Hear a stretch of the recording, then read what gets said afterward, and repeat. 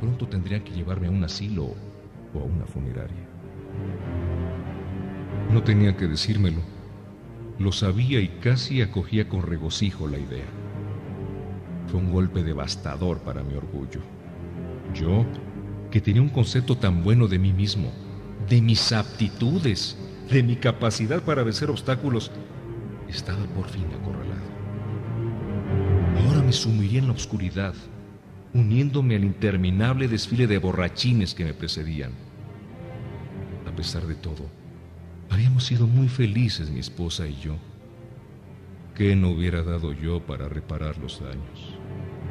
Pero eso ya había pasado. No hay palabras para describir la soledad y desesperación que encontré en ese cenagal de autoconmiseración. Sus arenas movedizas se extendían por todos lados. No pude más. Estaba hundido. El alcohol era mi amo.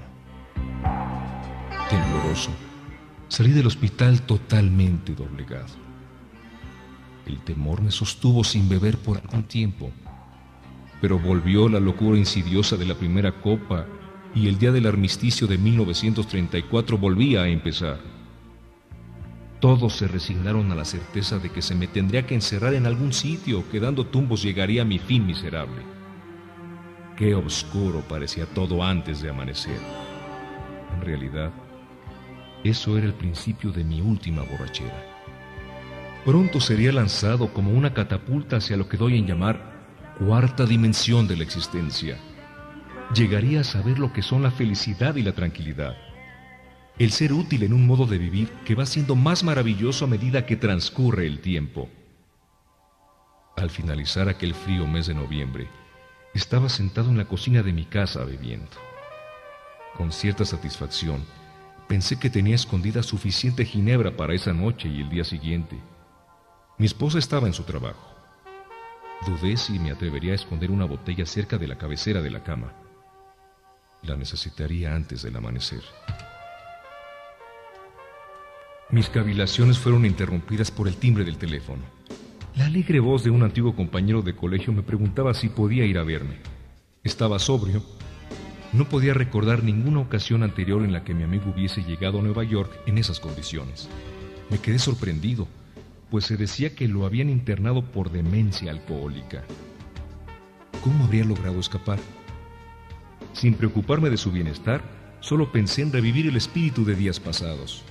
Hubo una ocasión en que alquilamos un avión para completar la juerga. Su visita era un oasis en el desierto de la futilidad.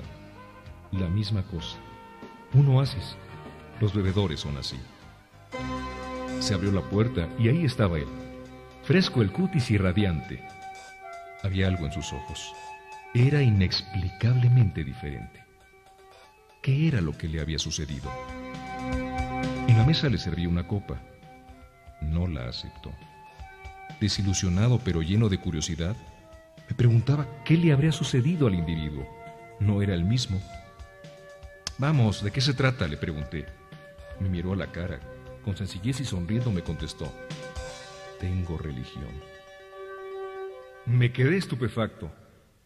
Así es que era eso. El pasado verano, un alcohólico chiflado. Y ahora sospechaba, un poco más chiflado por la religión. Tenía esa mirada centelleante. Sí, el hombre ciertamente ardía en fervor.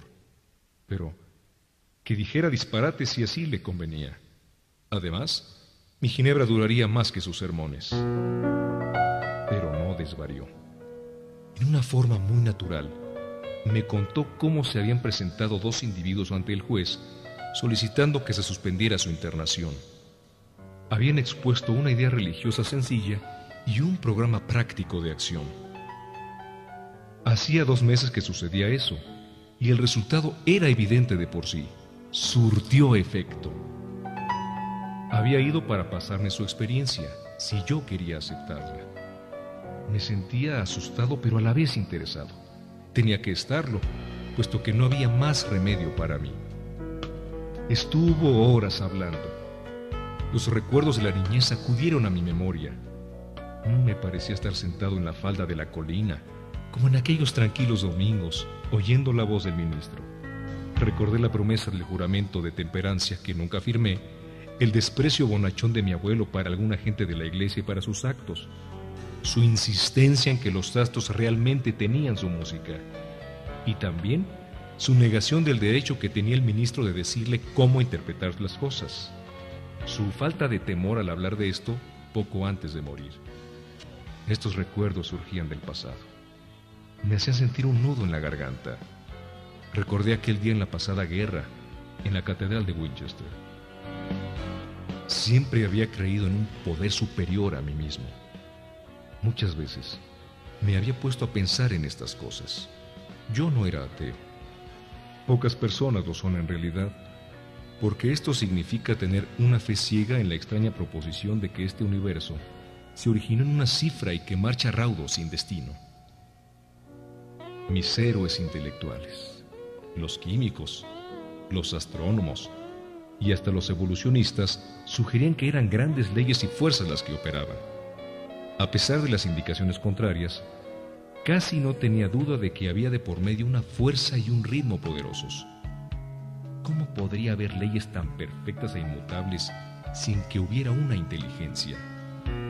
Sencillamente, tenía que creer en un espíritu del universo que no reconociera tiempo ni limitaciones, pero solo hasta aquí.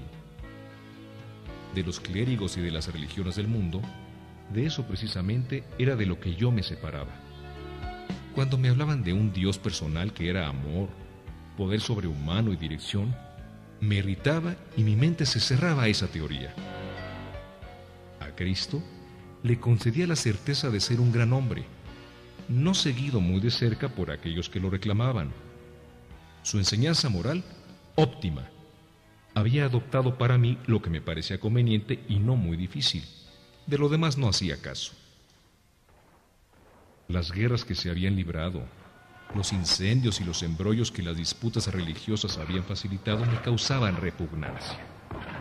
Yo dudaba sinceramente de que, haciendo un balance, las religiones de la humanidad hubiesen hecho algún bien. A juzgar por lo que había visto en Europa, el poder de Dios en los asuntos humanos resultaba insignificante y la hermandad entre los hombres era una broma. Si existía el diablo, este parecía ser el amo universal y ciertamente me tenía dominado. Pero mi amigo sentado frente a mí manifestó categóricamente que Dios había hecho por él lo que él no había podido hacer por sí mismo. Su voluntad humana había fallado, los médicos lo habían desahuciado, la sociedad estaba lista para encerrarlo. Como yo, había admitido una completa derrota. Entonces, efectivamente, había sido levantado de entre los muertos, sacado repentinamente del montón de desperdicios y conducido a un plano de vida mejor de lo que él nunca había conocido. Se había originado en él este poder. Obviamente no había sido así. No había existido en él más poder del que había en mí mismo en ese momento, y en mí no había absolutamente ningún poder. Eso me dejó maravillado. Empezó a parecerme que después de todo, la gente religiosa tenía razón. Aquí estaba trabajando en un corazón humano algo que había hecho lo imposible. En esos mismos momentos, revisé drásticamente mis ideas sobre los milagros. No importaba el triste pasado. Aquí estaba un milagro sentado a la mesa frente a mí. En voz alta proclamaba las buenas nuevas. Me di cuenta de que mi amigo había experimentado algo más que una simple reorganización interior. Estaba sobre una base diferente. Sus raíces habían agarrado una nueva tierra. A pesar del ejemplo viviente de mi amigo, todavía quedaba en mí los vestigios de mi viejo prejuicio. La palabra Dios todavía despertaba en mí cierta antipatía, y este sentimiento se intensificaba cuando hablaba de que podía haber un Dios y que para mí fuese personal. Esta idea no me agradaba. Podía aceptar conceptos tales como inteligencia creadora, mente universal o espíritu de la naturaleza, pero me resistía al concepto de un zar de los cielos, por más amante que fuera su preponderancia. Desde entonces he hablado con decenas de personas que pensaban lo mismo.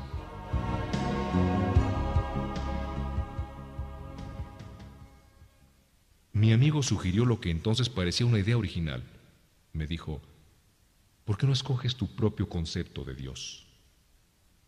Esto me llegó muy hondo. Derritió la montaña de hielo intelectual a cuya sombra había vivido y tiritado muchos años. Por fin me daba la luz del sol. Solo se trataba de estar dispuesto a creer en un poder superior a mí mismo. Nada más se necesitaba de mí para empezar.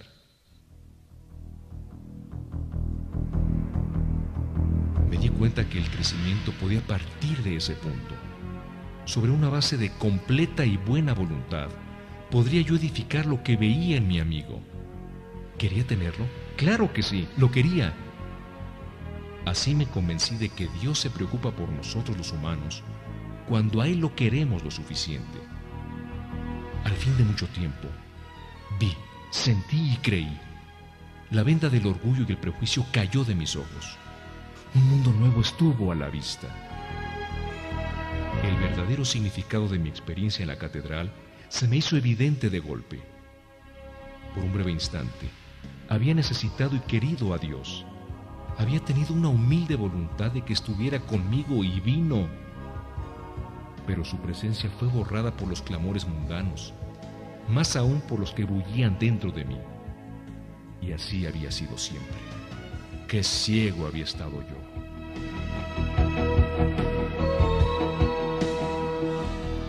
En el hospital, me quitaron el alcohol por última vez. Se consideró indicado el tratamiento porque daba señales de delirium tremens.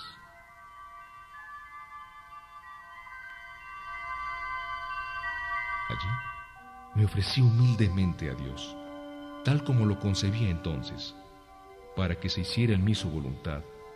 Me puse incondicionalmente a su cuidado y bajo su dirección. Por primera vez, admití que por mí mismo no era nada, que sin Él estaba perdido. Sin ningún temor, encaré mis pecados y estuve dispuesto a que mi recién encontrado amigo me lo quitara de raíz.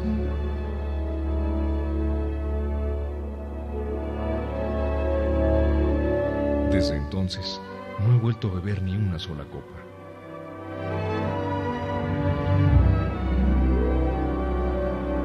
Mi compañero de escuela fue a visitarme y lo puse al tanto de mis problemas y mis deficiencias. Hicimos una lista de las personas a quienes había dañado o contra las que tenía resentimientos. Yo expresé mi completa disposición para acercarme a esas personas admitiendo mis errores. Nunca debería criticarlas. Repararía esos daños lo mejor que pudiese.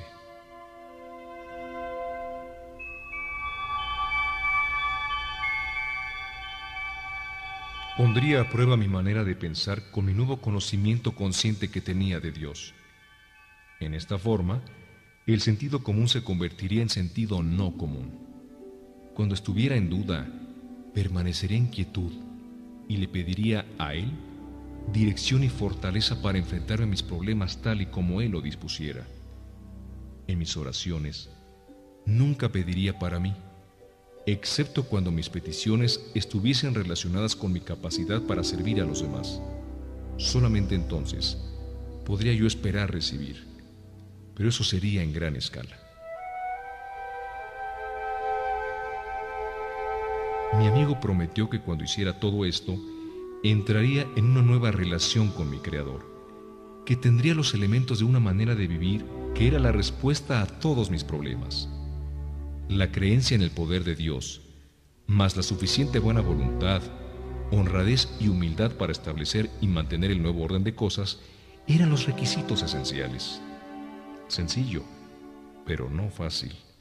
Tenía que pagarse un precio. Significaba la destrucción del egocentrismo. En todas las cosas, debía acudir al Padre de la Luz que preside sobre todos nosotros. Estas eran proposiciones revolucionarias y drásticas, pero en el momento en que las acepté, el efecto fue electrificante. Había un sentido de victoria, seguido por una paz y seguridad como nunca había conocido. Había una confianza total.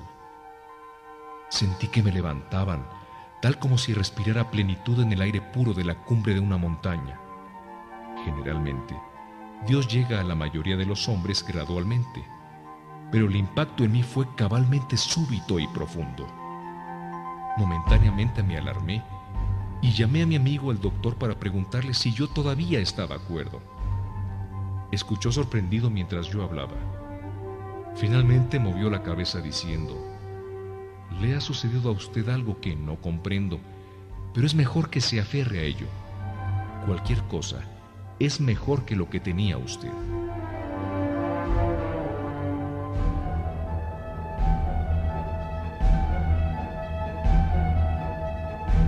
Ese buen doctor ve ahora muchos hombres que han tenido tales experiencias. Sabe que son reales.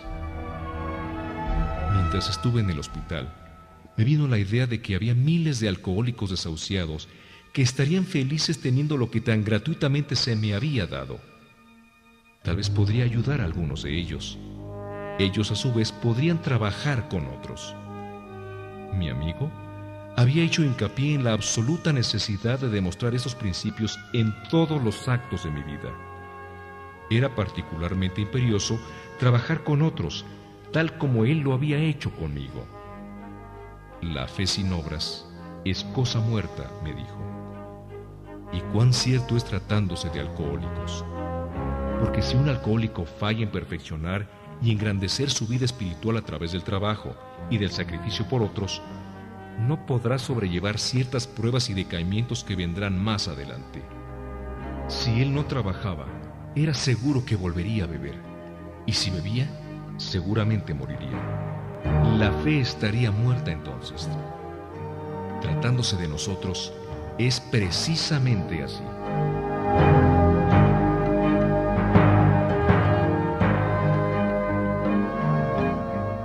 Mi esposa y yo nos entregamos con entusiasmo a la idea de ayudar a otros alcohólicos a resolver su problema. Afortunadamente fue así, porque las personas con las que había tenido relaciones en los negocios permanecieron escépticas por más de un año, durante el cual pude conseguir poco trabajo. No estaba muy bien entonces. Me acosaban olas de autoconmiseración y de resentimiento. Esto a veces casi me llevaba a la bebida. Pero pronto percibí que cuando todas las otras medidas me fallaban, el trabajo con otros alcohólicos salvaba el día. Estando desesperado, he ido muchas veces a mi viejo hospital.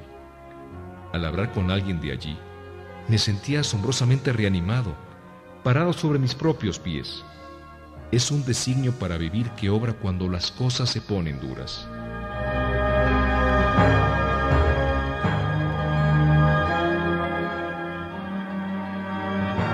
Empezamos a hacer muchos amigos, y entre nosotros ha crecido una agrupación de la cual el ser parte es algo maravilloso. Sentimos la alegría de vivir aún bajo tensiones y dificultades. He visto a cientos de familias poner sus pies en el sendero, entrar por el camino por el que sí llega a alguna parte. He visto componerse las situaciones domésticas más imposibles, peleas y amarguras de todas clases eliminadas. He visto salir de asilos a individuos para reasumir un lugar vital en la vida de sus familias y de sus comunidades, hombres y mujeres que recuperan su posición. No hay casi ninguna clase de dificultad y de miseria que no haya sido superada entre nosotros. En una ciudad del oeste hay 1 millar de nosotros y de nuestras familias. Nos reunimos con frecuencia para que los recién llegados puedan encontrar la agrupación que ellos buscan. A estas reuniones informales suelen asistir entre 50 y 200 personas. Estamos creciendo en número así como en fortaleza.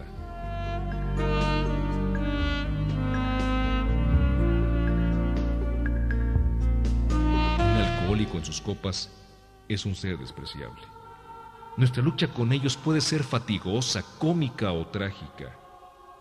Un infeliz se suicidó en mi casa. No podía o no quería darse cuenta de nuestra manera de vivir. Sin embargo, dentro de todo esto queda un amplio margen para divertirse. Me imagino que algunos pueden escandalizarse ante esta mundanalidad y ligereza, pero detrás de esto hay una gran seriedad. La fe tiene que operar en y a través de nosotros las 24 horas del día, o de lo contrario pereceremos. La mayoría de nosotros creemos que ya no necesitamos buscar más la utopía. La tenemos entre nosotros aquí y ahora mismo. Aquella charla de mi amigo en la cocina de mi casa se multiplica más cada día en un círculo creciente de paz en la tierra y de buena voluntad para con los hombres.